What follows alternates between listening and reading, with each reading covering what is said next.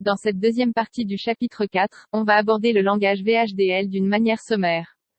Comme je l'ai déjà précisé dans la présentation précédente, je ne vais exposer que les notions rudimentaires du langage, notamment, la philosophie derrière la description du circuit. Les constructions du langage vont être acquis à travers les différentes conceptions du chapitre suivant. VHDL est un terme anglais se traduisant par langage de description matérielle des circuits intégrés à très grande vitesse. Il a été développé par le département de défense américain en 1981. Depuis, il a été rendu public pour le domaine d'apprentissage universitaire et d'industrie. Aujourd'hui, accompagné par le Verilog, il est l'un des langages HDL les plus convoités. L'un des points forts, en faveur du VHDL, est la possibilité de l'utiliser exclusivement, le long du design flow d'une conception. Il est utilisé pour modéliser la conception, pour décrire le circuit destiné à l'implémentation matérielle, et aussi pour la documentation professionnelle. Ceci ramène à une séparation générale du langage en deux ensembles. VHDL généraliste, utilisé pour la modélisation, et VHDL de synthèse, utilisé en vue d'une implémentation sur FPGA. La philosophie derrière le VHDL est l'idée de décrire, plutôt que de programmer, un circuit numérique. Un circuit intégré réel peut être identifié par deux aspects. D'un côté, son apparence, ceci inclut par exemple le nombre et mode d'épines. De l'autre côté, il y a son architecture interne, qui définit son fonctionnement. Le VHDL emprunte ses vues pour définir deux unités de conception. L'entité, en anglais entity, et l'architecture. Chaque description VHDL doit contenir au moins une paire entité, architecture. Dans l'entité, on déclare les noms des pins. À chaque pin, on doit associer le mode et le type. Le mode peut être entrée, sortie, buffer ou entrée-sortie. Le type peut être bit ou std logic, qui sont des types prédéfinis.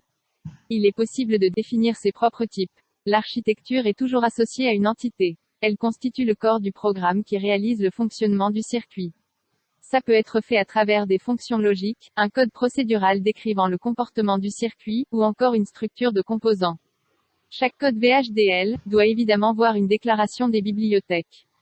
La bibliothèque standard de base est la I3E. Au moins un sous-ensemble de cette bibliothèque, le std logic 1164 doit être inclus. Comme exemple, on va écrire la description VHDL d'un multiplexeur 2 à 1. On a choisi de décrire le fonctionnement, à travers une fonction logique. On commence par décrire la vue externe du circuit. L'entité est nommée dans ce cas, mux de 1. Dans la liste porte, on écrit toutes les entrées et la sortie. Les ports déclarés dans l'entité sont par défaut des objets de type signal. Le mot-clé signal est alors omis. Chaque port est associé à un mode et un type. Le type std logic définit 9 valeurs, aidant à mieux interpréter les résultats de simulation. Le type bit, quant à lui, est limité à deux valeurs, 0 et 1. Donc, pas très utile pour représenter un niveau logique réel, qui peut bien être autre que ces deux valeurs logiques. Dans l'architecture, nous avons simplement traduit l'équation logique F, en syntaxe VHDL, utilisant les fonctions AND, NOT, et OR, définies dans la librairie I3E. Notez que la fonction est écrite entre le begin et le end de l'architecture. Remarquez aussi que les mots réservés au langage sont ici représentés en rouge. En réalité, une même entité peut avoir plusieurs architectures. Dans le cas où seule une architecture est présente, le compilateur fait le pairage entité-architecture automatiquement, du moment qu'elles se trouvent toutes les deux dans le même fichier ou le même répertoire de travail. Par contre, dans le cas où plusieurs architectures sont liées à la même entité, on doit ajouter un autre type d'unité de conception qui est la configuration. Elle permet, entre autres, d'indiquer au compilateur quelle architecture prendre en considération au moment d'une simulation. On va revenir à la configuration plus tard. Mais pour le moment, on se pose la question pourquoi plusieurs architectures pour une seule entité.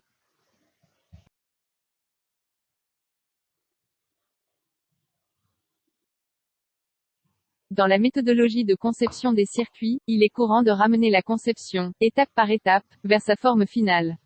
On commence par des descriptions simples et rapides, qu'on va raffiner pour arriver à des descriptions finales plus complexes. Le long de ce parcours, l'entité est toujours la même, seule la manière de décrire le fonctionnement dans l'architecture change. Le plus souvent, la première description est de type comportemental. C'est-à-dire, elle décrit seulement le comportement algorithmique du circuit, tel un programme procédural classique. L'exécution est alors séquentielle. Le code VHDL dans ce cas ne donne aucune information sur l'architecture du circuit. Il n'est donc pas synthétisable. Une description de type dataflow, quant à elle, décrit le chemin des données à travers le circuit. Là, des équations logiques booléennes sont utilisées. L'exécution est alors concurrente. C'est-à-dire, l'ordre des lignes de code n'a pas d'importance. C'est ce type de description qui peut éventuellement mener vers la synthèse et l'implémentation. Souvent, un circuit est si grand, qu'il est peu pratique, sinon impossible de le décrire complètement dans le même code par des équations logiques.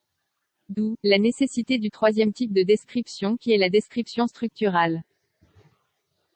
Ici, le code est construit autour d'un certain nombre d'appels, à d'autres codes VHDL. L'appel se fait à travers la construction VHDL, component. Ces composants seront interconnectés de la même manière d'un schématique. Ils peuvent être comportemental ou dataflow. Leur assemblage dans l'architecture structurale s'exécute de manière concurrente. L'utilisation de composants peut s'étendre sur plusieurs niveaux hiérarchiques.